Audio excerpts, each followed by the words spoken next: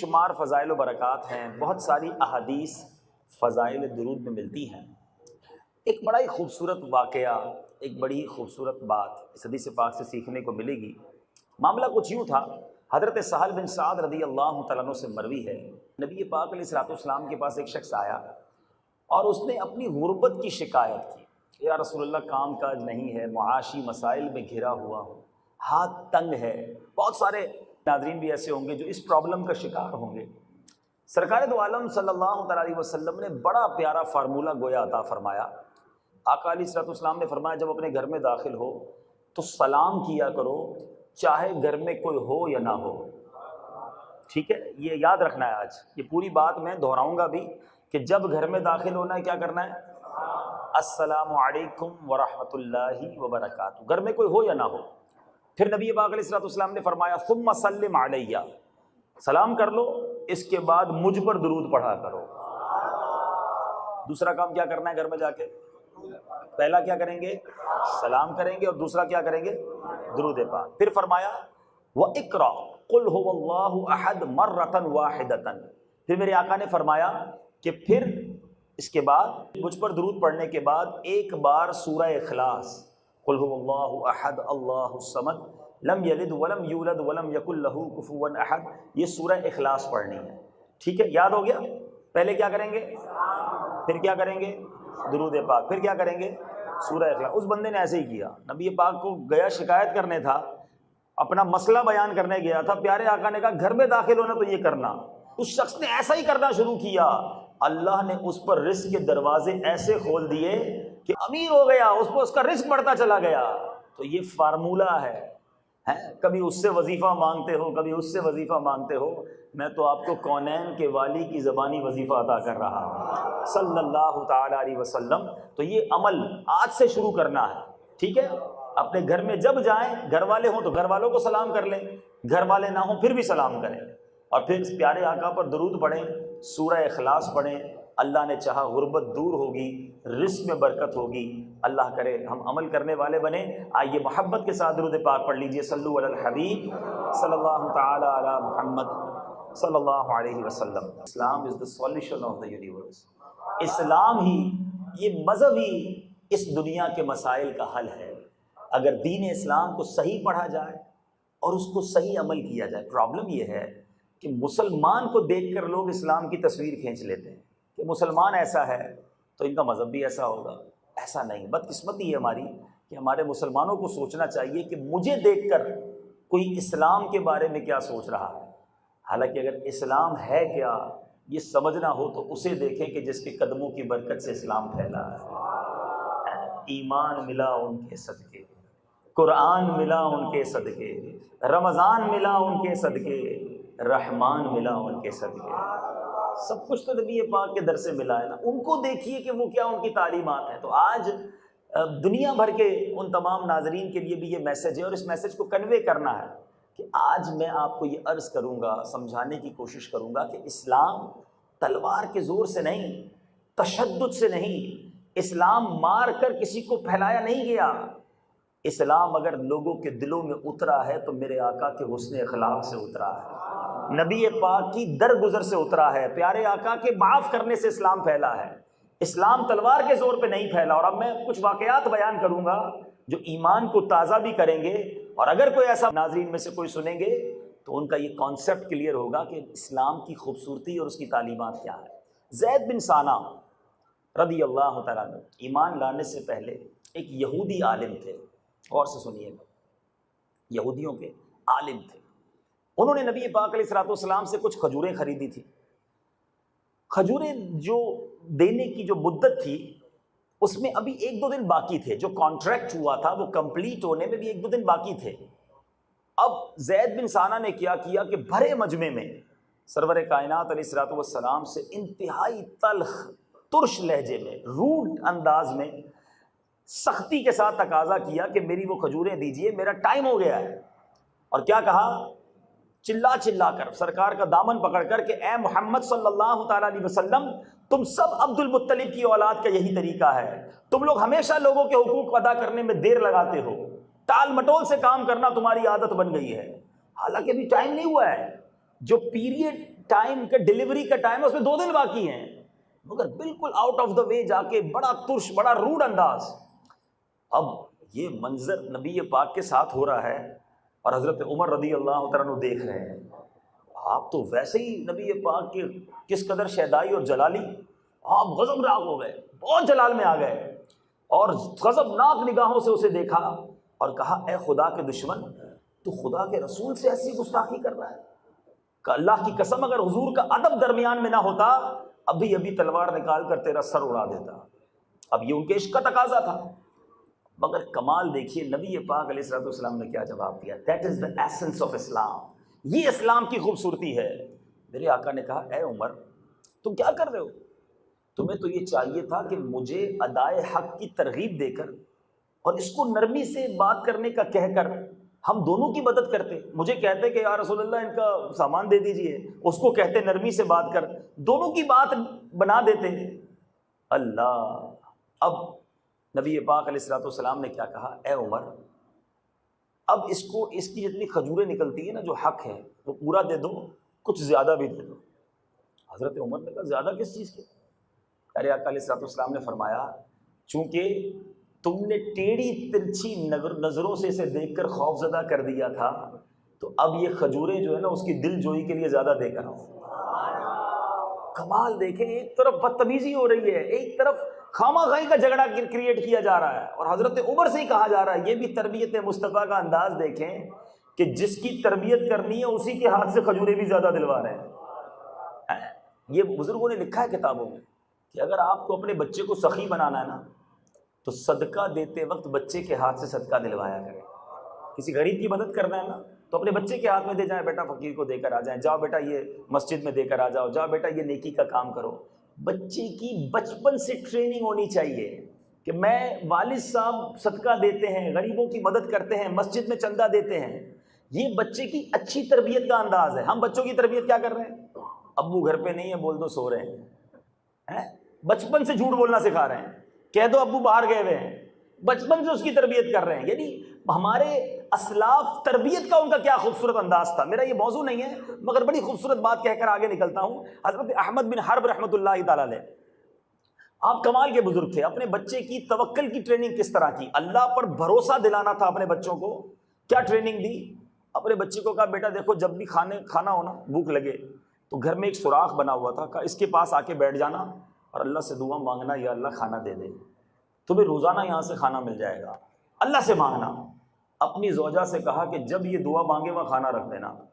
یہی ہوتا، وہ دوپہر کو دعا مانگتا، بیوی ان کی جو زوجہ تھی وہ اسی سوراخ کے پاس کھانا رکھتی. بیٹا کھانا کھاتا، اس کو لگتا اللہ کی طرف سے روزانہ مل رہا ہے، رات کو بھی ملتا دوپہر کو بھی ملتا. یہ سلسلہ چلتا رہا. ایک بار آپ کی زوجہ کو کسی کام میں لیٹ ہو گئی اور خیال آیا کہ وہ تو دعا کا وقت ہو گیا ہے. دوڑتی دوڑتی گئی تو بیٹا تو کھانا کھا رہا ہے. کہ یہ کدھر سے آیا؟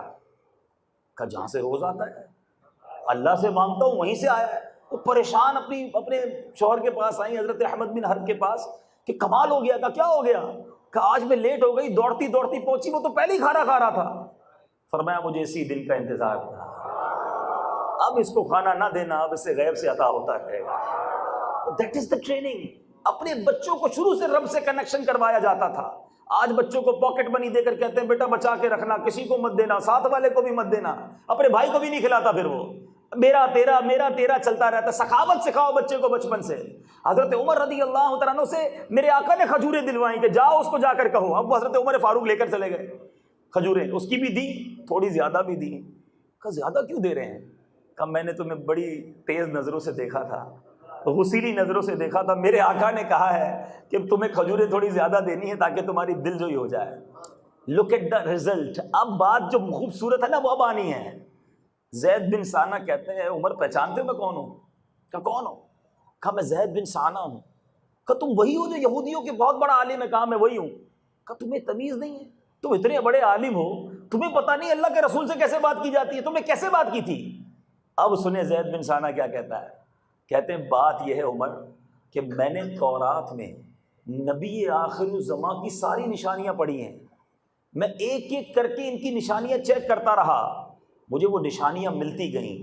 اب ایک نشانی باقی رہ گئی تھی اور وہ نشانی یہ تھی کہ ان کے ساتھ جتنی جہالت کی جائے گی ان کا حلم اور بردباری اتنا ہی بڑھتا چلا جائے گا۔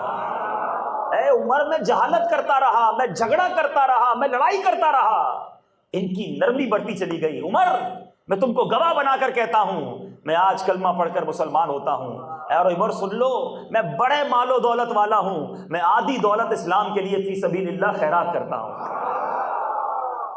اب میرے میٹھے اسلامی بھائیو، یہ جو معافی ہے نا، یہ اسلام پھیلنے کا سبب ہے، یہ اپنا بنانے کا سبب ہے۔ لڑائی سے کوئی اپنا نہیں بنتا کہ جناب میں اس نے مجھے یہ کہا میں بھی اس کا بیڑا غرق کر کے رہوں گا۔ دشمنیاں بڑھتی ہیں، لڑائی سے دشمنیاں بڑھتی ہیں، اور معافی سے دوستیاں بڑھتی ہیں، معافی سے دل مسخر ہوتے ہیں، معافی سے خاندان جڑتے ہیں، لڑائی سے خاندان ٹوٹتے ہیں، لڑائی سے شہر ٹوٹتے ہیں، لڑائی سے ملک برباد ہوتے ہیں۔ بہرحال حضرت جبیر بن مطعم رضی اللہ تعالیٰ عنہ کہتے ہیں، سنیے ایک اور واقعہ، جنگ حنین سے واپسی کا موقع ہے۔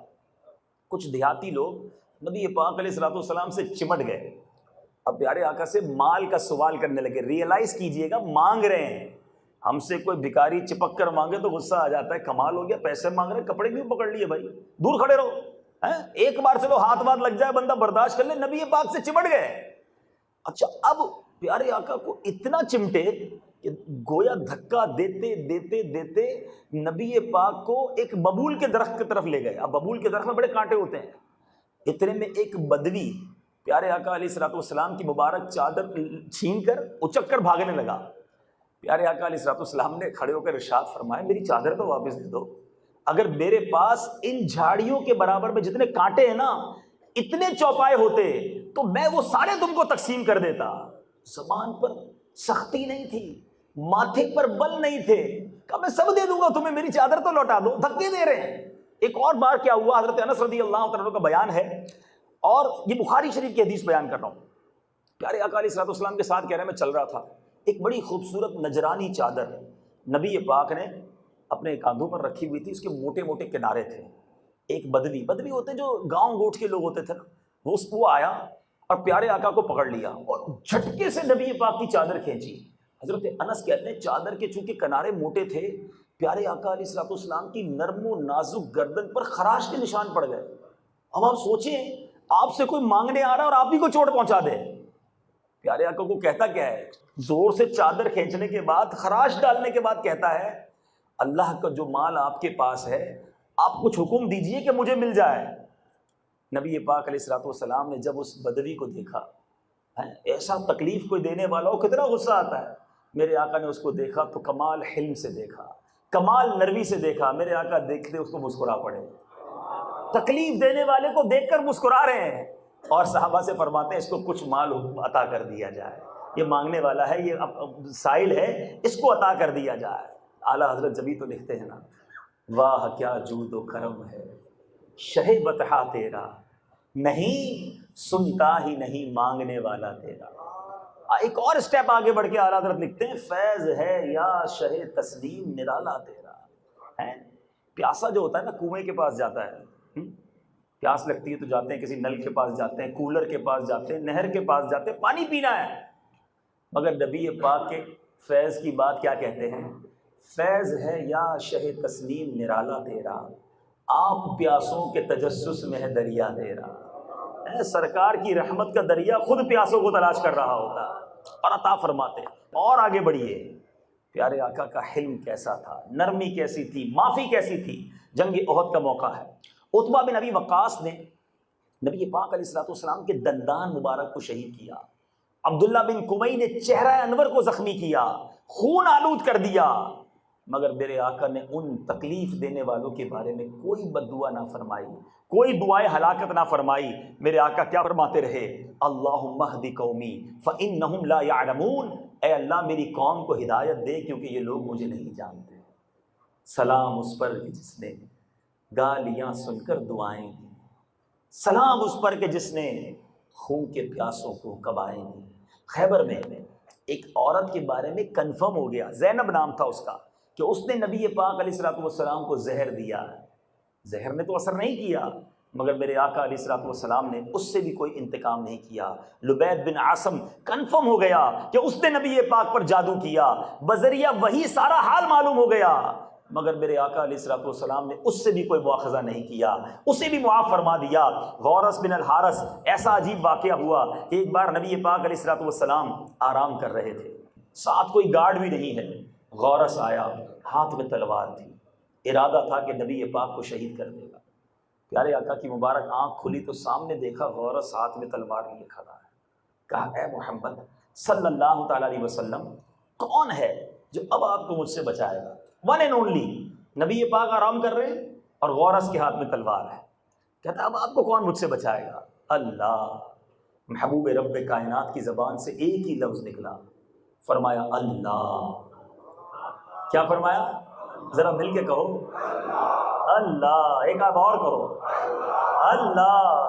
ہائے ہائے، میں اور آپ کہہ رہے ہیں، اتنا لطف آ رہا ہے۔ جب رب کے محبوب نے کہا ہوگا تو کیا ہے وہ خوشی۔ صرف ایک لفظ کہا اللہ، کہا کون بچائے گا؟ کہا اللہ۔ یہ کہنا تھا کہ غورث کانپنے لگا، ہاتھ سے تلوار گر گئی۔ نبی پاک نے تلوار اٹھا کر کہا غورث اب تمہیں مجھ سے کون بچائے گا؟ اے غورث اب تمہیں مجھ سے کون بچائے گا؟ غورث کیا کہتا ہے حضور کہ آپ گڑ گڑا کر کہنے لگا اب آپ ہی میری جان بچا لیں۔ نبی پاک علیہ الصلوۃ والسلام نے اسے بھی چھوڑ دیا، معاف فرما دیا۔ قاتلانہ حملہ کرنے آیا، اسے معاف کر دیا۔ فرق کیا پڑا؟ معاف کرنے کا نتیجہ دیکھو، معاف نہ کرتے، سزا دے دیتے تو چلا جانا تھا اسے دنیا سے۔ معاف کیا تو غورث اپنی قوم کے پاس آ کر کہتا ہے اے لوگوں، میں ایسے شخص کے پاس سے آیا ہوں جو تمام دنیا کے انسانوں میں سب سے بہتر انسان ہے۔ معاف کرنے والے تو بنو نا، محبت دینے والے تو بنو۔ ہم تو انتقام کی آگ میں جل رہے ہیں، چھوڑوں گا نہیں، موقع ملے برباد کر دوں گا۔ اس نے میرے ساتھ ایسا کیا تھا۔ آج بدقسمتی سے کئی ایسے خاندان ہیں کہ جو انتقام کی آگ میں جلتے ہیں، بچپن سے بچے کو لڑائی کے لیے تیار کرتے ہیں کہ بڑے ہو کر فلاں کو مارنا ہے، بڑے ہو کے فلاں کا بدلہ لینا ہے، اسی میں مر گئے، اسی میں رہ گئے۔ ارے اسلام یہ تعلیمات نہیں دیتا، اسلام معافی کا درس دیتا ہے۔ آؤ اور واقعہ سناؤں، کیا فتح مکہ یاد نہیں ہے؟ میرے آقا کا وہ شہر جہاں 53 سال نبی پاک نے گزارے۔ حیدرآباد میں رہنے والوں، اگر آپ کو کوئی کہے حیدرآباد سے نکل جاؤ تو پتہ چلے گا جس شہر میں پیدا ہوا، جس شہر میں گھر ہے، جس شہر میں کاروبار ہے، مجھے کہا جا رہا ہے یہاں سے نکل جاؤ۔ نبی پاک نے 53 سال جس مکے میں گزارے، پیدا وہاں ہوئے، بچپن وہاں گزارا، جوانی جہاں گزاری، پہلی وحی جہاں نازل ہوئی، ازواج وہاں پر تھی۔ میرے آقا علیہ الصلوۃ والسلام نے زندگی کے وہ سارے ایام وہاں جب گزار لیے، اب تکلیف کے عالم میں مکہ چھڑوایا جا رہا ہے۔ اور تکلیف بھی کیسی تکلیف ہوگی کہ اب مکے میں رہنا مشکل ہو گیا، چھپ کر ہجرت کی جا رہی ہے۔ 8 سال کے بعد مدینہ شریف جانے کے 8 سال، سن 8 ہجری میں مکہ فتح ہوتا ہے۔ میرے آقا مکہ پاک آتے ہیں۔ غور کیجئے گا، اب پیارے آقا کے سامنے کون ہیں؟ وہ کفار مکہ ہیں جنہوں نے مکہ چھڑوایا تھا، جنہوں نے راستے میں کانٹے بچھائے تھے، جنہوں نے گردن مبارک پر اوجھڑی رکھی تھی، جنہوں نے نبی پاک علیہ الصلوۃ والسلام کے صحابہ کو شہید کیا تھا، جو مکے سے مدینے جانے والوں پر بھی پیچھے آ کے حملے کرتے رہے۔ احد کے میدان میں جنہوں نے پیارے آقا کے چچا کو شہید کیا، مصعب بن عمیر کو شہید کیا، عبداللہ بن جحش رضی اللہ تعالیٰ عنہ کی آنکھ، کان اور ناک نکال ڈالے، جنہوں نے صحابیات کو شہید کیا، وہ سارے ظالمین موجود تھے۔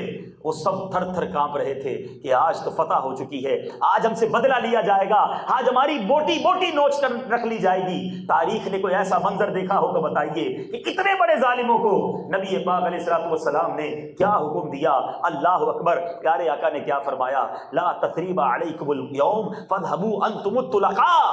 آج تم سے کوئی مواخذہ نہیں ہے، جاؤ تم سارے آزاد ہو۔ اتنے بڑے دشمنوں کو آزاد کر دیا۔ مگر اس فتح مکہ کی معافی نے فرق کیا ہوا؟ کتابوں میں لکھا کہ بڑے بڑے سرداران قریش لرزنے لگے، زاروں کتار رونے لگے، وہ بلیو ہی نہیں کر پاتے رہے کہ ہمیں معاف کر دیا گیا، کیا ہم بھی بخشے جا سکتے ہیں؟ ہم نے اتنے ظلم کیے ان پر۔ روتے رہے اور کلمہ پڑھ کر مسلمان ہوتے رہے۔ اب وہ معافی سے مسلمان ہوئے نا، معاف کیا تو پوری نسلیں مسلمان ہو گئیں۔ اسلام یوں پھیلا ہے، اسلام معافی اور درگزر سے پھیلا ہے، اسلام نبی پاک کے حسن اخلاق سے پھیلا ہے۔ اے میرے میٹھے اور پیارے اسلامی بھائیوں، نبی پاک کا ایٹیٹیوڈ تو یہ تھا کہ پیارے آقا اپنے خون کے پیاسوں کو معاف کر دیا، قاتلانہ حملہ کرنے والوں کو معاف کر دیا، لہو لہان کرنے والوں کو معاف کیا، طائف کے میدان میں پتھر برسانے والوں کو بھی بد دعا نہ دی۔ میرے آقا یہی فرماتے رہے کہ یہ قوم مجھے نہیں جانتی، ان کی آنے والے نسلیں مجھے پہچان جائیں گی، مگر آج نبی پاک کا غلام کہلانے والا معاف کرنے کے لیے تیار نہیں ہے۔ میں نہیں چھوڑوں گا، ٹٹ فار ٹٹ، جیسے کو تیسا۔ نہیں جناب، اس نے میرے ساتھ برا کیا، اب میں بتاتا ہوں میں کیا چیز ہوں۔ میں شریفوں کے ساتھ شریف، بدماش کے ساتھ بدماش ہوں۔ ارے یہ کون سا بٹن لگا ہوا ہے آپ کے اندر کہ آپ شریف کے سامنے شریف ہو جاتے ہیں، بدماش کے سامنے بدماش ہو جاتے ہیں؟ اور جناب شریف کے ساتھ بھی شریف ہوتا ہے، بدماش کے ساتھ بھی شریف ہوتا ہے، تبھی تو بدماش شریف بنے گا نا۔ لیکن جناب یہاں تو کوئی کسی کو معاف کرنے کے لیے تیار نہیں ہے۔ ایک طرف نبی پاک کی وہ تعلیمات ہیں اور ایک طرف ہمارا ایٹیٹیوڈ ہے۔ آؤ میں سناتا ہوں میرے آقا کے کچھ فرامین۔ معاف کرنے والوں تمہیں مبارک ہو۔ حضرت ابی بن کعب رضی اللہ تعالیٰ عنہ سے روایت ہے، سلطان دو جہاں، شہنشاہ کون و مکان، رحمت عالمیاں صلی اللہ تعالیٰ علیہ وسلم نے ارشاد فرمایا، جسے یہ پسند ہو کہ اس کے لیے جنت میں محل بنایا جائے اور اس کے درجات بلند کیے جائیں۔ کون کون چاہتا ہے؟ ہائے ہائے، جنت میں محل بن جائے اور درجات بلند ہو جائیں۔ میرے آقا فرما رہے ہیں نا، اب بتاؤ آگے کام کیا دیا؟ جسے یہ پسند ہو کہ اس کے لیے جنت میں محل بنایا جائے اور اس کے درجات بلند کیے جائیں، اسے چاہیے کہ جو اس پر ظلم کرے یہ اسے معاف کر دے، جو اسے محروم کرے یہ اسے عطا کرے، اور جو اس سے قطع تعلق کرے یہ اس سے ناتا جوڑ دے۔ مشکل ہے کام، انعام بھی تو بڑا ہے نا۔ محروم کرے اسے عطا کرے، ظلم کرے اسے معاف کرے، قطع تعلق کرے اسے ناتا جوڑ لے۔ ہم کہتے ہیں میں نے نہیں بلانا دعوت میں، کیوں نہیں بلانا؟ انہوں نے بھی تو نہیں بلایا تھا۔ یہی تو قطع تعلق ہے، وہ نہیں کر رہا تم کر لو۔ اس نے مجھے کبھی تحفہ نہیں دیا، میں کیوں تحفہ دوں؟ بچے کی شادی میں آ کے بھی 250 روپے کا لفافہ دے گیا، میں تو دوں گا ہی نہیں اسے۔ محروم کر رہا ہے تم عطا کرو، یہی تو حدیث پاک ہے۔ اچھا جناب، ظلم کر رہا ہے، دل توڑ رہا ہے آپ کا، موقع نہیں دے رہا آگے بڑھنے کا، کوئی بات نہیں، آپ اس کو معاف کر دیں۔ یہ وہ کام ہیں جو دل پر تھوڑے سے بھاری ہیں، مگر میرے میٹھے اسلامی بھائیوں اس کا اجر بہت بڑا ہے۔ اچھا شیطان ہے نا، وہ اس راہ پر آنے نہیں دیتا۔ جب کسی کو سمجھائے نا یار معاف کر دو، غلطی ہے اس کی کوئی بات نہیں، معاف کر دو، بندہ کہتا ہے یار معاف کروں گا تو عزت نہیں رہے گی، لوگ سمجھیں گے بزدل ہوں، میں کچھ بگاڑ نہیں سکتا اس کا، میں بھی تونگر ہوں، میں بھی بہادر ہوں، میں بگاڑوں گا اس کا، ورنہ نہیں کروں گا تو لوگ کیا سمجھیں گے۔ چلو آؤ یہ بھی بتاتا ہوں کہ معاف کرنے سے عزت بڑھتی ہے یا عزت گھٹتی ہے۔ اچھا یہ بات کون سمجھائے گا عزت بڑھتی ہے یا گھٹتی ہے؟ اسی سے نہ پوچھ لے جس کی عزت رب نے بڑھائی ہے۔ وَرَفَعْنَا لَكَ ذِكْرَكَ، جس کی عزت بڑھانے والا رب ہے، سارے اونچوں سے اونچا سمجھیے جسے، ہے اس اونچے سے اونچا۔ انہی سے پوچھ لیتے ہیں، آپ ہی بتائیے کسی کو معاف کریں گے تو عزت بڑھ جائے گی یا گھٹ جائے گی؟ سنو نبی پاک علیہ الصلوۃ والسلام کا فرمان ہے، 3 باتیں بڑی خوبصورت کی، فرماتے ہیں صدقہ دینے سے مال کم نہیں ہوتا۔ پیسے دیتے وقت بندہ کہتا ہے یار صدقہ کر دوں گا تو پیسے کم ہو جائیں گے، حدیث پاک قسم اٹھائی میرے آقا نے ایک حدیث میں کہ میں قسم کھا کر کہتا ہوں، پیارے آقا کے کچھ اس طرح کے الفاظ ہیں، صدقہ دینے سے مال کم نہیں ہوتا۔ بندہ کسی کا قصور معاف کرے تو اللہ معاف کرنے والے کی عزت ہی بڑھاتا ہے، نبی پاک نے فرمایا۔ اور فرمایا کہ جو اللہ کے لیے عاجزی اختیار کرے اللہ اسے بلند فرمائے گا۔ ہماری میمنی میں کہتے ہیں جو نمیوں وہ اللہ کے گمیوں، جھک جائیے اللہ کے لیے، اللہ کو پسند آئے گا، اللہ اس کا مرتبہ بڑھاتا ہے۔ بہرحال حضرت موسیٰ کلیم اللہ علیہ نبینا علیہ الصلوۃ والسلام نے اللہ کی بارگاہ میں سوال کیا، اے اللہ تیرے نزدیک کون سا بندہ زیادہ عزت والا ہے؟ سنو وہ جو کہتے ہیں میں نے چھوڑنا نہیں، مردانگی کیسے دکھاؤں گا، لوگ کیا کہیں گے کہ تیرے اندر طاقت نہیں ہے بدلہ لینے کی۔ سنو اللہ کے نزدیک عزت والا کون ہے؟ حضرت موسیٰ نے سوال کیا، رب فرماتا ہے وہ جو بدلہ لینے کی قدرت کے باوجود معاف کر دے۔ ہاں یہ بڑی اہم بات ہے۔ بندہ کہ یار میں نے چھوڑنا نہیں اسے، بڑے غصے میں کسی نے گاڑی کو ٹکر لگا دی یا کوئی جملہ کہہ دیا، بندہ غصے میں باہر نکلا اور جس کو بدلہ دینے کے لیے نکلا پتہ چلا اس کے 4 گارڈ بھی کھڑے ہیں، یہ وہ بڑا لہیم شہیم ہے، بڑا طاقتور ہے، بندہ کہتا ہے چھوڑو یار معاف کیا، جھگڑا نہیں کرتے، وہ کچھ بگاڑ ہی نہیں سکتے اس کا، اس لیے معاف کیا نا۔ کمال یہ ہے کہ آپ بدلہ لے سکتے ہیں، آپ اتھارٹی رکھتے ہیں، آپ اپنے غصے کو اپنے بدلے کو نافذ کر سکتے ہیں۔ اللہ فرماتا ہے اس کے نزدیک عزت والا وہ ہے جو بدلہ لینے کی قدرت کے باوجود معاف کر دے۔ مزہ اس میں ہے اللہ کی رضا کے لیے۔ اب آگے سنیے جو حدیث سنانے جا رہا ہوں، جو لوگ معاف نہیں کرتے نا، جو رحم نہیں کرتے، نبی پاک علیہ الصلوۃ والسلام نے ارشاد فرمایا جو رحم نہیں کرتا اس پر رحم نہیں کیا جاتا، جو معاف نہیں کرتا اس کو معاف نہیں کیا جاتا۔ اے میرے میٹھے اسلامی بھائی، نہ کرو معاف۔ اگر ہمیں بھی معاف نہ کیا گیا تو نہیں کرتے رحم، لیکن اگر رحم ہم پر نہ کیا گیا تو ہم کدھر جائیں؟ میں ایک بار مدینہ منورہ میں ایک بہت بڑے مفتی صاحب سے ملا، بڑا مجھے واقعہ بھولتا نہیں ہے، جب میں یہ واقعہ روایت یاد کرتا ہوں مجھے واقعہ یاد آ جاتا ہے۔ ایک بہت بڑے مفتی صاحب ہیں، ان سے ملاقات کرنے ہم گئے۔ اللہ والوں کی باتیں ہی دوسری ہوتی ہیں، بہت بڑا نام ہے ان کا۔ وہ رو رہے تھے کمرے میں، ہم کو رو رہے تھے، آنسو سے رو رہے تھے۔ ہم نے کہا حضرت کیا ہو گیا؟ بس روئی جا رہے روئی جا رہے۔ میں نے کہا حضرت بتائیں تو اسی کیا ہو گیا؟ ان کے ہاتھ میں کوئی کتاب تھی، انہوں نے یہ والی روایت پڑھی تھی کہ جو معاف نہیں کرتا اسے معاف نہیں کیا جاتا، جو رحم نہیں کرتا اس پر رحم۔ اس طرح کی کوئی روایت انہوں نے پڑھی تھی۔ کہتے میں یہ روایت پڑھ رہا ہوں، مجھے میرا ایک شاگرد یاد آ گیا۔ میرے درجے میں اس شاگرد نے کوئی غلطی کی، میں نے اسے کھڑا کر دیا، وہ مجھ سے معافی مانگتا رہا، میں نے اسے معاف کیا۔ آپ سب گواہ ہو جاؤ میں نے اسے معاف کر دیا، آپ سب گواہ ہو جاؤ میں نے۔ وہ بولتے جاتے تھے، روتے جاتے تھے، یا اللہ تو مجھے معاف کر دے، آپ سب گواہ ہو جاؤ میں نے اسے معاف۔ ایک مفتی ہو کر اپنے ایک شاگرد کے لیے اتنے تڑپ رہے تھے کہ میں نے اسے معاف نہیں کیا، کہیں مجھے معاف نہ کیا جائے۔ یہ اللہ والوں کا دل ہوتا ہے۔ مگر وہ بندہ جو بدلے کی آگ میں جلتا ہے، جو ہر برائی کا بدلہ برائی سے دینا چاہتا ہے، ہر غلطی کا بدلہ جناب لینا چاہتا ہے، کہتا ہے میں نہیں چھوڑوں گا۔ یہ خود معاف کیجئے گا جو میرے صحافی بھائی بیٹھے ہیں، آپ کے اندر یہ جس کو پروفیشنل جیلسی کہتے ہیں بہت زیادہ ہوتی ہے۔ نہیں جناب، اس نے خبر لگائی، اب میں بھی اس کو ٹھیک کر دوں گا۔ اس نے جناب یہ کام کیا، میں اس کا بدلہ لے کے دکھاؤں گا۔ یہ مجھ سے اس کام میں آگے بڑھ گیا، اب میں نیچے لا کر دکھاؤں گا۔ ارے یہ اسلام کا طریقہ نہیں۔ نبی پاک کے غلاموں، دل بڑا رکھو، دوسروں کی ترقی میں خوش ہو جایا کرو۔ کسی مسلمان کی ترقی میں جلنا حسد ہے۔ سب کا بھلا، سب کی خیر، سب کے بھلے میں اپنی خیر۔ تو دوسروں کے لیے بھلا سوچتا ہے، اللہ اس کا بھی بھلا فرما دیتا ہے، مگر جو دوسروں کے لیے برا سوچتا ہے اس کا بھی برا ہو جاتا ہے۔ اے میرے میٹھے اسلامی بھائیو سنو، جو معاف کرنے والے ہیں، سلو کرنے والے ہیں، درگزر کرنے والے ہیں، قیامت کے دن کیا اعلان ہونا ہے۔ حضرت سیدنا انس رضی اللہ تعالیٰ عنہ سے مروی ہے، حضور پر نور صلی اللہ تعالیٰ علیہ وسلم نے فرمایا قیامت کے روز اعلان کیا جائے گا، there is an announcement on the day of judgment۔ سنو اعلان کیا ہوگا، جس کا اجر اللہ کے ذمہ کرم پر ہے وہ اٹھے اور جنت میں داخل ہو جائے۔ اللہ اللہ اللہ، کیسے خوش نصیب ہوں گے جن کے لیے اعلان ہوگا کہ جن کا اجر اللہ کے ذمہ کرم پر ہے وہ اٹھے اور جنت میں داخل ہو جائے۔ پوچھا جائے گا یہ کس کے لیے اجر ہے؟ وہ منادی قیامت کے دن اناؤنسمنٹ کرنے والا کیا کہے گا؟ ان لوگوں کے لیے جو معاف کرنے والے ہیں۔ کتنے لوگ اٹھیں گے؟ ہزاروں آدمی کھڑے ہوں گے، حدیث کے الفاظ ہیں، جو بلا حساب جنت میں داخل ہو جائیں گے۔ اب آپ کے اوپر ہے آپ معاف نہ کریں، معاف کرنے والے کو بلا حساب جنت میں داخلہ مل رہا ہے، کوئی بات نہیں۔ کسی کی بات بری لگ جاتی ہے، کسی کا جملہ برا لگ جاتا ہے، کسی کی تحریر بری لگ جاتی ہے، نہیں جناب اب کالم کا جواب کالم سے دیں گے۔ اب اس نے تحریر میں یہ لکھا ہے، میں اس سے بڑی تحریر لا کر دکھاؤں گا۔ اس نے جناب ٹی وی پر آ کر کہا ہے، میں ٹی وی پر آ کر جواب دوں گا۔ اسی چکر میں مر گئے، جواب دینے کے چکر میں۔ درگزر کر لو۔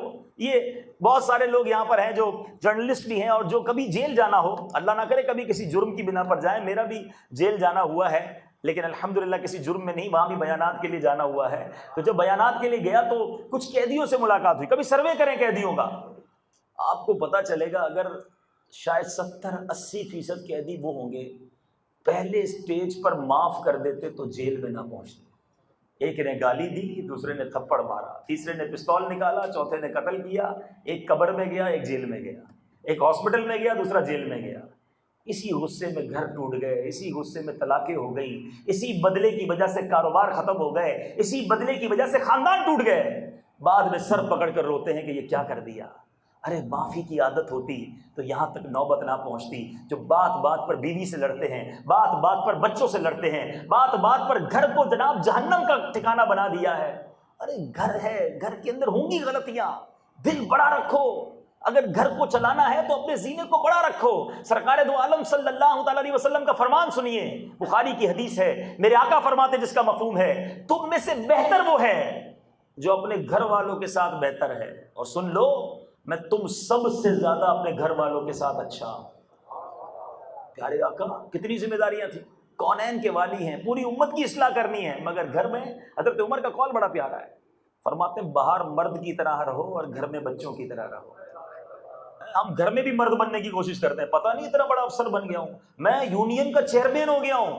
ارے چیئرمین صاحب آپ چیئرمین باہر ہوں گے, میں فیکٹری کا اونر ہو گیا ہوں, میں جناب علاقے کا نگران ہو گیا ہوں, پتہ نہیں نگران کابینہ بن گیا ہوں. ارے نگران کابینہ ہوگا باہر کا, اپنی ماں کا بیٹا اور بہن کا بھائی ہے.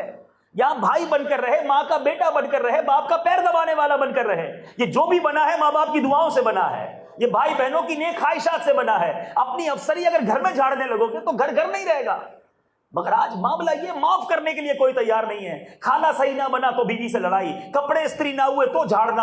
ارے گھر ہے یا انسپیکٹر ہو آپ گھر کے؟ آپ گھر جاؤ گے نا ابھی سارے, ایک ٹیسٹ لے لیجئے گا. جب بھی گھر میں داخل ہوتے ہو یہ چیک کیا کرو کہ میں گھر میں داخل ہوتا ہوں تو گھر والوں کے چہرے پر ٹینشن بڑھ جاتی ہے یا مسکراہٹ آ جاتی ہے. پتہ چلا گھر میں جاتے ہی کرفیو لگ جاتا ہے, بچے سو جاتے, سو جاؤ ابو آ گئے. ابو ہے تو انسپیکٹر ہے بھائی, ڈر کے سو گئے. بہن بولتی ہے جلدی صفائی کرو, بھائی نے چھوڑنا نہیں ہے, چائے تیار ہے کہ نہیں ہے, جلدی چائے بنا لو ورنہ خیر نہیں ہے. ارے یار گھر میں جاتے سب کو ٹینشن. ہونا تو یہ چاہیے میں گھر میں داخل ہوں تو ماں کہے میرا بیٹا آ گیا, بہن کہے میرا بھائی آ گیا, بیوی کہے میرے سر کا تاج آ گیا, بچے کہے ہمارے پیارے ابو جان آ گئے. گھر جا کے راحت کا سامان بنو.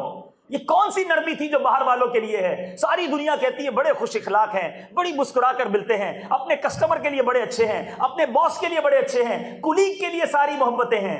گھر والوں کے لیے کیا ہو جاتا ہے؟ شیر ببر بن جاتے ہو گھر میں جا کے. نرمی, شفقت, یہ ہے اسلام کا طریقہ. اور معاف کرنے والے بنے. ہو جاتی ہے بچوں سے غلطی, ہم لوگ بعض اوقات کیا کرتے ہیں, غلطی کرنے والے کی اصلاح ایسی کرتے ہیں جو اس سے بڑی غلطی ہوتی ہے, بلکہ امیر ارشد کہتے ہیں غلطہ ہوتا ہے وہ. مثال کے طور پہ کسی نے کپ توڑ دیا گھر میں, ہم نے ڈنڈا اٹھا کے اس کا سر توڑ دیا, تو وہ تو غلطی سے بڑا غلطہ ہو گیا نا. یہ کون سی اصلاح ہے بھائی؟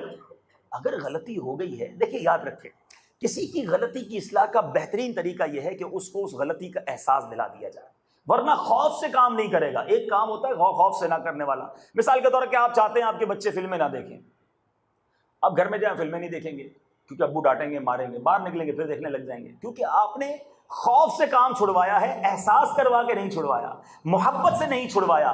پیارے آقا علیہ الصلوۃ والسلام کی بارگاہ میں ایک شخص آیا, دیکھیں سیرت مصطفیٰ سے کیسے پیارے پیارے پھول ملتے ہیں. ایک شخص آیا اور عرض کی حضور میں بدکاری کرنا چاہتا ہوں. کیسا کوسچن تھا, ڈائریکٹ نبی پاک سے کیا تھا صحابہ کرام کی موجودگی میں. کوئی جذباتی ہوتا تو کہتا شرم نہیں آتی, اس کو برا بھلا کہتا نکال دیتا. پیارے آقا علیہ الصلوۃ والسلام نے فرمایا بیٹھ جاؤ. نبی پاک نے کچھ اس طرح ارشاد فرمایا, یہ کام اگر کوئی تیری ماں کے ساتھ کرے تو تجھے منظور ہے؟ کہا نہیں, بالکل منظور نہیں. یہی کام کوئی تیری بہن کے ساتھ کرے؟ کہا نہیں حضور یہ کیسے ہو سکتا ہے. پیارے آقا اسے رشتے گنواتے گئے, وہ منع کرتا گیا, وہ منع کرتا گیا. نبی پاک نے صلی اللہ علیہ وسلم جو کام تو کرنا چاہتا ہے وہ بھی تو کسی کی ماں ہوگی, کسی کی بہن ہوگی, کسی کی بمانی خالہ, کچھ نہ کچھ تو ہوگی نا. جب یہ کام تو اپنے رشتہ داروں کے ساتھ پسند نہیں کرتا تو دوسروں کے ساتھ کیسے پسند کرتا ہے؟ اس کو یہ بات ریئلائز کروائی, اس کے سینے پر ہاتھ رکھا, اللہ سے دعا مانگی, بدکاری کا خیال بھی دل سے نکل گیا. ڈانٹنا, ڈپٹنا, جھڑکنا یہ غلطیاں نہیں چھڑواتا. ریئلائز کروائیں, محبت سے سمجھائیں, غلطی کا احساس دلوا دیں کہ یہ کام اتنا برا ہے کرنے کا, انسان خود چھوڑ دے گا. اور یہی مبلغین کو کرنا چاہیے. جھڑک کر ڈانٹ کر سکھانا ایسا ہی ہے کہ آپ کسی برتن میں پہلے سوراخ کر دیں پھر پانی ڈالتے رہیں, اس سوراخ سے سارا پانی نکلتا رہے گا, آپ ڈالتے رہے نکلتا رہے گا, آپ کا یار کچھ ہوتا ہی نہیں ہے, ہوگا کہاں سے, پہلے ہی سوراخ کیا ہوا ہے. مثال کے طور پہ ایک شخص سر پر کانچ کی چوڑیوں کا گٹھا اٹھا کر جا رہا تھا. ایک انسپیکٹر پولیس والا آیا اور ڈنڈا مار کے پوچھا اس پوٹلے میں کیا ہے. کانچ کی چوڑیاں ویسے ہی حیدرآباد میں بہت بنتی ہیں, بات ذرا صحیح سمجھ آئے گی. ڈنڈا مار کے کہا اس کے اندر کیا ہے. وہ پوٹلا اٹھانے والا کہتا ہے تھوڑی دیر پہلے چوڑیاں تھی, ابھی تو کچھ بھی نہیں ہے. تو ڈنڈا مار کے نہیں سکھایا جاتا, جھڑک کر ذلیل کر کے نہیں سکھایا جاتا, محبت اور پیار سے غلطی کی اصلاح کی جاتی ہے. تو بہرحال معاف کرنے والے بنے. اب آخر میں اپنے بیان کو اختتام کی طرف لاتے ہوئے ایک بات اعلیٰ حضرت کی کروں گا. امام عشق و محبت اعلیٰ حضرت, یہ میں اپنے مبلغین کو بالخصوص عرض کرنا چاہوں گا. بعض اوقات ہماری بڑی تعریف ہوتی ہے, ماشاءاللہ بڑا اچھا بیان تھا, بڑی اچھی آپ خدمت کر رہے ہیں, آپ دین کا بڑا اچھا کام کر رہے ہیں. ہم بڑے پورے سماتے نہیں ہیں, اور جناب ایک دل آزاری کر دیں تو بندہ کہتا ہے یار بس اب کام نہیں کرنا. اتنا کچھ یار دنیا میں عزتیں ملی تمہیں, اب 4 آدمیوں نے کچھ کہہ دیا تو کیا ہو گیا, دل بڑا رکھو. اعلیٰ حضرت کی بارگاہ میں خطوط آئے گالیوں بھرے, گالیاں لکھی تھی کسی نے, جو آپ کے معتقدین تھے کہتے ہیں اب ان بندوں پہ مقدمہ دائر کریں گے، آپ کو گالیاں دی، اتنا بڑا آپ دین کا کام کر رہے ہیں آپ کو گالیاں دی. کمال جواب دیا اعلیٰ حضرت نے. فرماتے ہیں ایسا کرو جو تعریف کے خطوط آتے ہیں نا پہلے ان میں جاگیریں تقسیم کر دو، پھر جنہوں نے گالیاں دی ان پر مقدمہ بھی کر لیں گے. کہ جو اتنی تعریفیں کرتے ہیں ان کو کون سے انعام دیتے ہیں ہم، ان کو کون سے پیسوں کے لفافے بھیجتے ہیں کہ اتنی تعریفیں کی، لو بھائی تمہارا لفافہ 5,000 کا، تم نے بہت زیادہ تعریف کی تمہارا 10,000 کا لفافہ. ہاں جس نے برائی کی اب اس پہ کیس کریں گے. تو تعریف کرنے والوں کو کچھ دیتے نہیں ہو تو گالیاں کر دینے والوں کو معاف کر دو. تو دل بڑا مبلغین کو رکھنا چاہیے. اب معاف کرنے کی عادت ڈالو گے تو انشاءاللہ برکتیں بھی نصیب ہوں گی اور پرسکون بھی رہیں گے، ٹینشن نہیں رہے گی. آپ کو بدلہ لینے کی اگر عادت ہے نا آپ ہمیشہ ٹینشن میں رہیں گے. اچھا یہ کہہ دیا اب میں جواب دوں گا، وہ اگلا جواب دے گا، آپ تیسرا جواب دو گے، وہ چوتھا جواب دے گا. پہلے ہی جواب پہ معاف کر دو چیپٹر ہی کلوز ہو جائے گا. ہمارے ایک بزرگ کے بارے میں آتا ہے ان کو کسی نے گالی دی، گالی دے دی. آپ فرماتے ہیں جو تو نے کہا ہے اگر میں ویسا ہی ہوں تو مجھے تو اور گالیوں کی ضرورت ہے، اور اگر میں ویسا نہیں ہوں تو تیری گالیوں سے مجھے فرق کوئی نہیں پڑنا ہے. چیپٹر ہی کلوز کر دیا ہے. اب کسی نے کہا حضور اس نے فلاں نے آپ کو گالی دی آپ بھی اس کے بارے میں کچھ کہیں. فرماتے اس کو تو شاید میرے عیب پتہ ہوں گے، مجھے اس کے عیب ہی نہیں پتا، میں کیا اس کے بارے میں کہوں. اب یہ انداز ہوتا تھا. ایک بار ایک بزرگ جا رہے تھے، سر پہ کسی نے خاک ڈال دی، مٹی کا ٹوکرا ڈال دیا، اٹھے کپڑے جھاڑے اللہ کا شکر ادا کیا. کہا حضور مٹی ڈال دی اللہ کا شکر ادا کر رہے ہیں. کہہ رہے جس پر آگ ڈالی جانی چاہیے تھی اس پر مٹی ڈالی جائے گی، وہ اللہ کا شکر ادا نہیں کرے گا تو کیا کرے. یہ وہ انداز تھے ان کے کہ اپنے آپ کو فوراً اپنا غصہ ٹھنڈا کر لیتے تھے. ہم تو کہتے کدھر ہے اس کا فلور جس نے مٹی ڈالی ہے، اب میں کنٹینر لے کے جاؤں گا اوپر. یہ طریقہ ٹھیک نہیں ہے. ہو جاتی ہے غلطی. سائیکل کو ٹکر لگی تو اندھے ہو، دیکھتے نہیں ہو، آنکھ نہیں ہے، روڈ پہ کیوں آئے ہو؟ ارے لگ گئی ٹکر یار، کوئی بات نہیں، معاف کر دو. دل بڑا رکھو. چھوٹی چھوٹی باتوں پر بدلہ لینا، جھگڑا کرنا، یہ جو جھگڑے والے ریونج لینے والے لوگ ہیں نا وہ ہر وقت تکلیف میں نظر آئیں گے آپ کو. Tension tension. اور معاف کرنے والے آپ کو پرسکون نظر آئیں گے. تو بہرحال معاف کرنے والے بنے، درگزر کرنے والے بنے. اب صحافیوں سے ایک دو بات کرنی ہے، لیکن یہ پرابلم ہمارے اندر بھی ہے، جنرل پرابلم ہے. صحافیوں کے میرے چونکہ بھائی ہیں اور آپ نے مجھے بلایا ہے تو میری ذمہ داری ہے کہ کچھ باتیں آپ کے حوالے سے بھی کروں کہ پیارے آقا علیہ الصلوۃ والسلام کی امت کے عیب تلاش کرنا اور کسی کا عیب پتہ چل جائے اس کی تشہیر کرنا، یہ کیسا برا کام ہے. امام اعظم ابو حنیفہ رضی اللہ تعالیٰ عنہ کو رب نے کیسا مقام عطا فرمایا کہ آپ دیکھیں اللہ والے اپنی آنکھوں سے کیا دیکھ لیتے ہیں. آپ کو یہ کشف حاصل تھا، وضو کرتے نا ہم، وضو کی فضیلت میں یہ ہے کہ ہاتھ دھوتے ہیں تو ہاتھ کے گناہ جھڑ جاتے ہیں، چہرہ دھوئیں تو چہرے کے گناہ جھڑ جاتے ہیں، پیر دھوئیں تو پیر کے گناہ اتر جاتے ہیں. یہ وضو کرنے کا فضیلت ہے.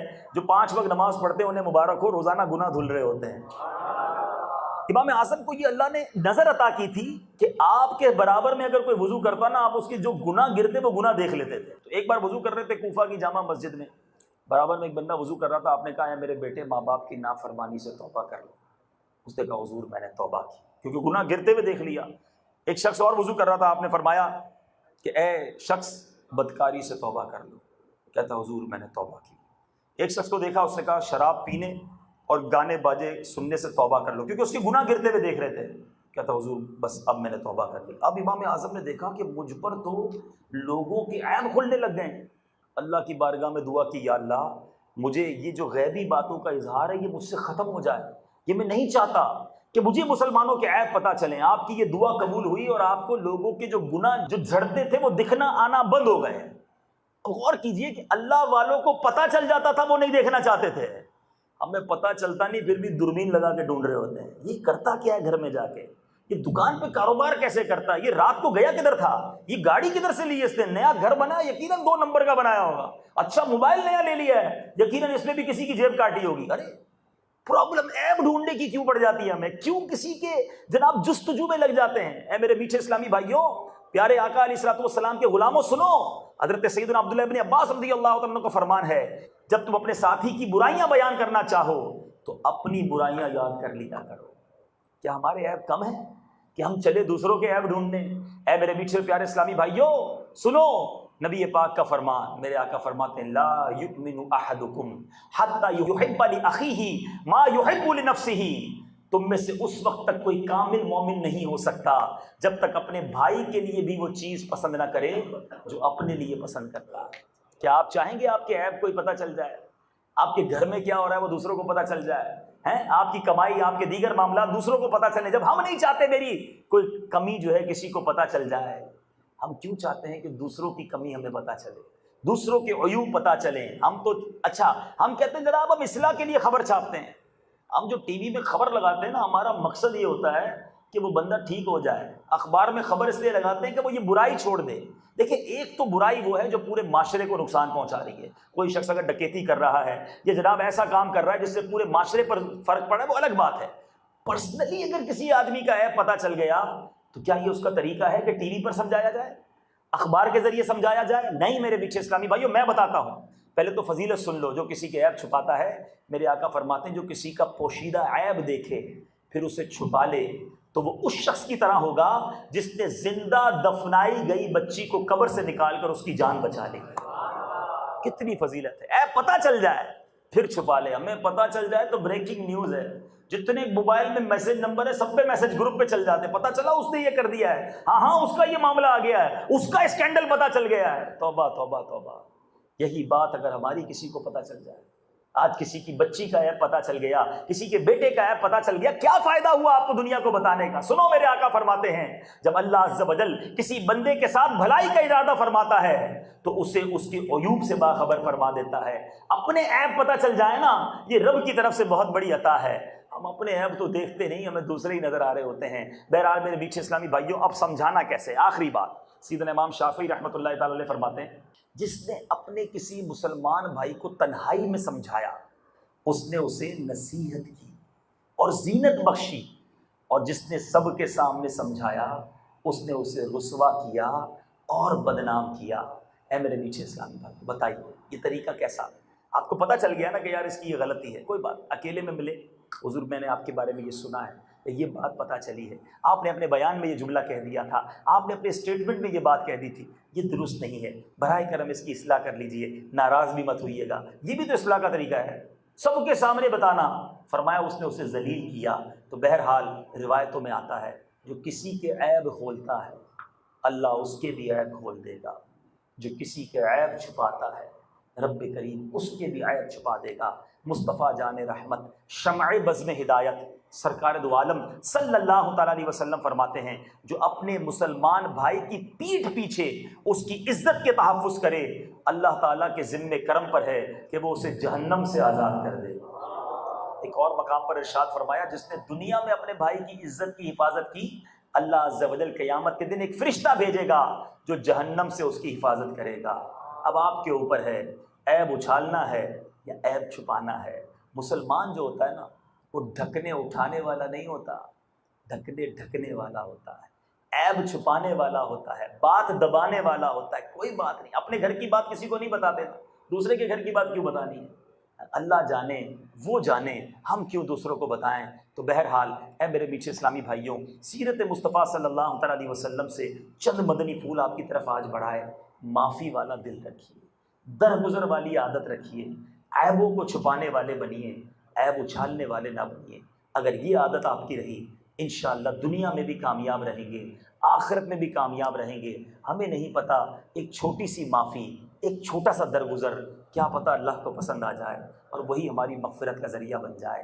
ایک شخص بڑا گناہ گار تھا، اس کا انتقال ہوا. دوست میں سے کسی نے خواب میں دیکھا تمہارے ساتھ کیا معاملہ ہوا؟ کہا گناہ گار تو تھا مگر مغفرت کر دی گئی. کہا تو بڑا گناہ گار تھا، نیک اعمال بھی نہیں تھے، تجھے کیسے بخش دیا گیا؟ کہا بات یہ ہے ایک بار کھانا بنایا تھا بیوی نے، نمک زیادہ ڈال دیا، بڑا غصہ آیا کہ آج اس سے بدلہ لوں گا، یہی پلیٹ اٹھا کے منہ پہ مار دوں گا. ہو سکتا ہے ایسے شیر ببر یہاں بھی بیٹھے ہوں گے، یہ کارنامے کرتے ہوں گے. کہ بڑا غصہ آیا کہ نمک زیادہ ڈالا، سزا دوں گا. پھر مجھے خیال آیا میری بیوی نے ایک غلطی کی ہے، میں اسے بدلہ لینا چاہتا ہوں، سزا دینا چاہتا ہوں. میں تو روزانہ رب کی بارگاہ میں غلطی کرتا ہوں، وہ تو مجھے سزا نہیں دیتا. کہتے کھاتے کھاتے ہی بغیر کسی جملے کے میں نے معاف کر دیا. میں نے کہا کوئی بات نہیں ہے، بولا کچھ نہیں، مگر رب جانتا ہے دل کے حالات، اللہ جانتا ہے کہ نیت کی ترقی ہے. مرنے کے بعد گناہ گار آدمی تھا، سنو اسے کیا کہا گیا؟ کہا گیا کہ تو بندہ ہو کر میری بندی کو معاف کرتا ہے، میں تو سب سے بڑا معاف کرنے والا ہوں، جہاں میں نے تیرے سارے گناہوں کو معاف کر دیا. ارے معافی والا دل تو لاؤ. اب اللہ کے بندوں کو اس نیت سے معاف کر دو. اگر کسی رشتہ دار سے رشتہ داری توڑی ہوئی ہے، اگر کسی دوست سے بات بند کی ہوئی ہے، کسی کے یہاں آنا جانا نہیں ہے، آج اللہ کی رضا کے لیے معاف کر کے اس کے پاس جانا آنا شروع کر دو، اس سے دوستی بنا لو. اگر کوئی شرعی رکاوٹ نہیں ہے، اور اللہ سے عرض کرنا مولا میں نے اسے معاف کر دیا، تو مجھے معاف کر دے، اے اللہ تو میرے گناہ معاف کر دے. وہ بڑا کریم ہے. آپ نے سنا ہوگا وہ بار بار رمضان میں ایک ہم 27ویں شریف کو ایک دعا پڑھتے ہیں، اللہم انک عفو کریم تحب العفو. ترجمہ سمجھو اس کا، اے اللہ تو بڑا معاف کرنے والا ہے اور تو معافی کو پسند کرتا ہے. فاعف عنی یا کریم، اے کریم مجھے بھی معاف کر دے. وہ معافی کو پسند کرتا ہے، اس کو بڑا اچھا لگتا ہے کہ بندہ بندے کو معاف کر دے، بدلہ نہ لے.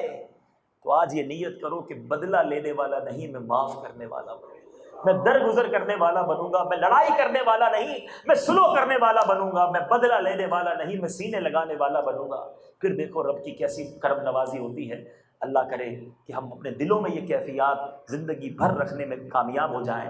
بات یہ ہے، یہ باتیں جو ہے نا ایک بیان سے تبدیل نہیں ہوں گی، ہائی لائٹ تو ہو گئی مگر چینج نہیں ہوں گے ہم، کیونکہ عادتیں پڑ گئی ہیں نا. گھر والوں سے لڑائی کرنی ہے، فیملی میں لڑائی کرنی ہے، دوستوں میں لڑائی کرنی ہے، کاروباری لوگوں سے لڑائی کرنی ہے. اگر یہ عادت ختم کرنی ہے نا تو نرم ماحول میں رہنا ہوگا، ایسے ماحول میں رہنا ہوگا جو ہمیں بار بار یاد دلائے کہ نبی پاک کی سیرت کیا تھی، پیارے آقا کے طریقے کیا ہیں. اور وہ ماحول آپ کے سامنے دعوت اسلامی کا مدنی ماحول ہے. اگر واقعی اپنی زندگی میں پازیٹیو چینج چاہتے ہیں، آ جائیں دعوت اسلامی کے مدنی ماحول میں، سنتے رہیں اس طرح کے بیانات، کرتے رہیں مدنی قافلوں میں سفر، دیکھتے رہیں مدنی چینل. پھر دیکھیں زندگی میں ایسی تبدیلی آئے گی کہ آپ کے دوست کہنے پہ مجبور ہو جائیں گے، گھر والے کہنے پہ مجبور. ویسے گھر والوں کو تو آج ہی کہنے پہ مجبور کر دینا کہ آج گھر جا کے ڈانٹنا نہیں کسی کو ہے، آج گھر جا کر پہلے سلام کرنا، طبیعت پوچھنا. بلے گھر والوں کو کہ ہو کیا گیا، آج 30 سال ہو گئے شادی کو، آج تک طبیعت نہیں پوچھی، آج پوچھنے والے بن کے. کوئی بات نہیں، مسکرا کر بھی کبھی گھر میں چلے جاؤ تو گھر والوں کی خیریت پوچھیں، گھر والوں کے لیے نرم بن جائیں، تاکہ گھر والے بھی کہیں کہ ماشاءاللہ کیا مدنی ماحول ملا ہے کہ ہمارے لیے بھی نرمیاں شروع ہو گئی. اللہ تعالی ہم سب کو عمل کرنے کی توفیق عطا فرمائے. آمین بجاہ النبی الامین صلی اللہ تعالی